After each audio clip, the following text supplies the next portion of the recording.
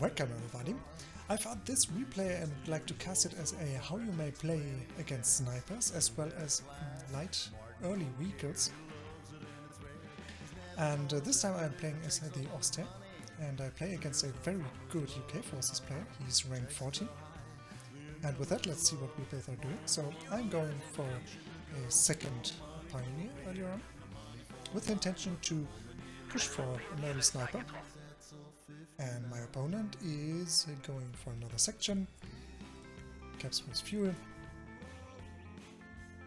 most likely is building up setbacks, as well as I do, so I'm building up setbacks on my cutoff over here, and so is he, or this fuel respectively, or the second section is building up setbacks to his cutoff, I guess. Yep, it is. Now I'm using my Pioneer to wire the green cover for him, so that he can use it. And this is the car, as well as this wall. These are important green cover spots on this map, I think. And you also could cover the walls with barbed wire. These positions, if you have the time and micro for that later on.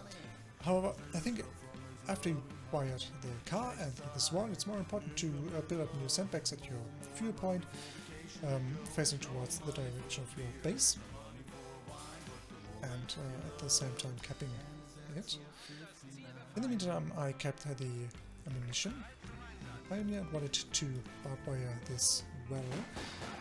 However, he intervened using both the sections.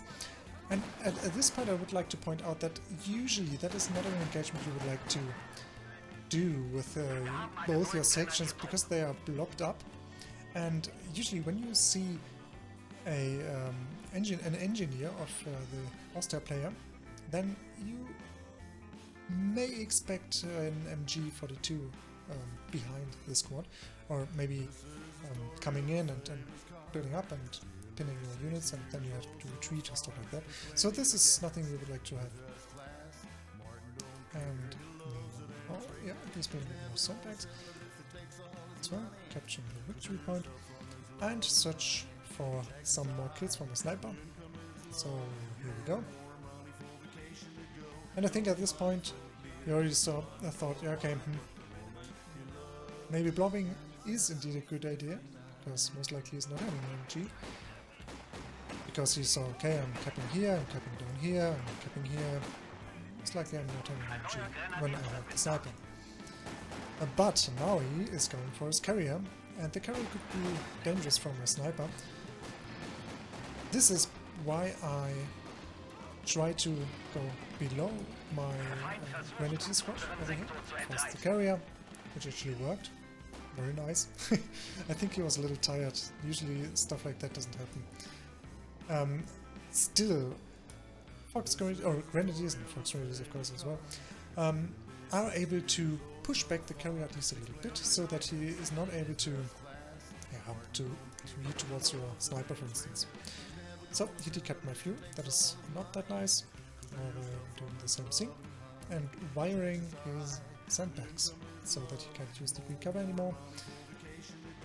And I think at the moment I'm having a light advantage. He's using his ammunition to repair the carrier, which one can do, because he already got the tech and he wants to get out the maximum of this carrier, obviously. He decided to push back a little bit because he don't want to fetch another Faust. However, I think, yeah, after the decap I go south, because there's the rest of my army, which is the sniper and another pioneer. This one is just capping north. And he is again building up sandbags, because he saw that I wired his old sandbags. And the sniper is doing sniper stuff again. This engagement is a little rough, because I have to go back because of these engineers. More quite strong close quarters. Carrier comes as well. I try to force it again. Might be a little bit greedy. Nice. And what we saw here is very important, because the UK Forces player destroyed these walls, and these walls are indeed important for me, because they are closing up his base nearly entirely. I mean, when I camp behind these walls with 2 grenadiers, he's having a quite hard time to come back on the field. Thus it was quite smart to destroy them. Oh no, the camera is through. And he's going for the counter sniper. So, and now the game is getting really interesting. Luckily, he decided to instantly take out one of my Grand models. And that's why I just knew that he's going for the counter sniper, and we're able to play my sniper a little more defensively, to wait for him to be a little closer so that I can counter snipe his counter sniper, which is not working at the moment. I mean, I gave it a try, however it was not a good attempt, especially because I most likely saw my sniper over here. I think could have been in range. And when the blob came, I had to retreat. In the meantime, I got the map control, which is nice, and attacked, and I'm building the T2. And I'm hard retreating because this is a fight you don't want to fight. Because obviously he's having way more units over here and I just can lose manpower. So let's forward a little bit. Let's build some sandbags. Repairing this carrier, which already go out. 3 kills, that's fine. I mean, it's not that much. However, at the same time, he also got his sniper to serve for a little manpower bleed of mine. Wir verlieren einen Eroberungspunkt. And now, you see the first thing I wanted to show you, how you deal with carriers. Just build up a very big blob, push at the carrier and the sniper to lower their efficiency. So at this point I even managed to get out of house. That was not even the intention in the first place, however it worked. The carrier is dead, which is a huge loss for him. And now I can decap the rest of the base again. Bring my sniper into position. I think maybe now after the decap I try to sneak towards his base and wait there cloaked with my sniper to counter snipe his sniper. Not quite sure whether that worked.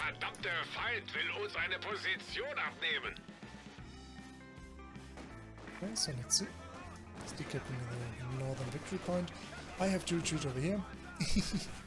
Sneaky little grenade, that's nice.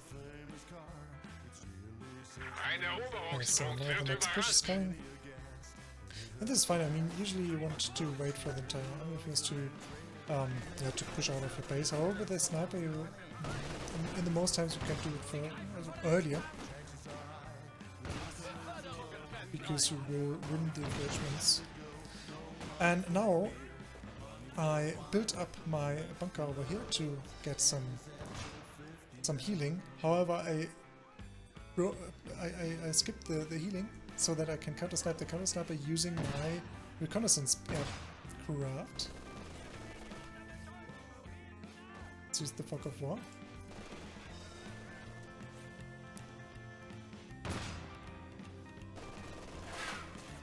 Oh, for some reason, I think we don't see the reconnaissance aircraft. What's that? Isn't it coming? No, it's coming, I guess. Right? Yes. So my sniper is over here, and he knew his sniper was over here somewhere.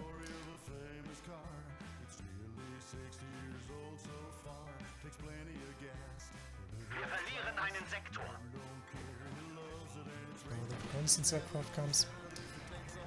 And usually you would have been coming away with that, because the line of sight was over here, and the sniper would have entered the fog of war. Now due to the reconnaissance aircraft, I was able to counter-snipe his counter-sniper. And now he lost his carrier as well as his counter-sniper. And with that, I think it's already GG. Now I'm blowing out, because I skipped the health in terms of getting the reconnaissance aircraft, because my army is very low on health. However, I think by this point he already dropped from the plane. Yep. And now it's GG. So, I think I got the message across. What I wanted to show you is that if you see a sniper or a carrier, just start blobbing a little bit. I mean, against UK forces it's sometimes a little difficult, as well as against Austria, because they can build MGs very early to counter your blob, obviously. However, at the same time, when you know that the enemy is most likely not having an MG, just build a blob and push towards the light early vehicle or the sniper to just force it off the map and lower its efficiency. And when it's gone, or when it's it retreated or drove back to base, then cap the map and ensure that you get all the resources to build maybe more appropriate counters. With that, let's say GG, well played, good time.